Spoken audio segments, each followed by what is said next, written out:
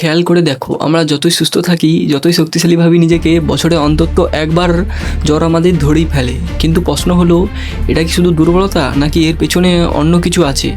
আমরা সাধারণত ভাবি জ্বর মানেই শরীর খারাপ, কিন্তু বিজ্ঞান বলছে জ্বর আসলে কোনো রোগ না, এটা তোমার শরীরের প্রতিক্রিয়া। প্রতিদিন আমাদের শরীরে হাজার হাজার ভাইরাস আর ব্যাকটেরিয়া ঢোকার চেষ্টা করে, কখনো খাবারের মাধ্যমে, কখনো বাতাসের মাধ্যমে। যখন এগুলোর মধ্যে কিছু শরীরে ঢুকে পড়ে, তখন আমাদের রোগ প্রতিরোধ ব্যবস্থা সক্রিয় হয়ে যায়, আর ঠিক তখনই প্রতিক্রিয়া করে যখন বুঝতে পারে কিছু অস্বাভাবিক হয়েছে।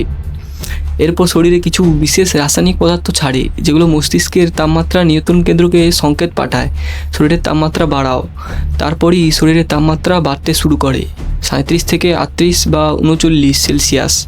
এটাকে আমরা জ্বর হিসেবে অনুভব করি। কিন্তু এখানে আসল মজার বিষয় হলো, এই বাড়তি তাপমাত্রায় যে ভাইরাসগুলো শরীরের মধ্যে ঢুকেছে সেগুলো মরে যায়, সহজে বাঁচতে পারে না।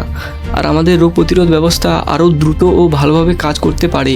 মানে তোমার শরীর নিজেই পরিবেশের বদলে শত্রুকে দুর্বল বানাচ্ছে।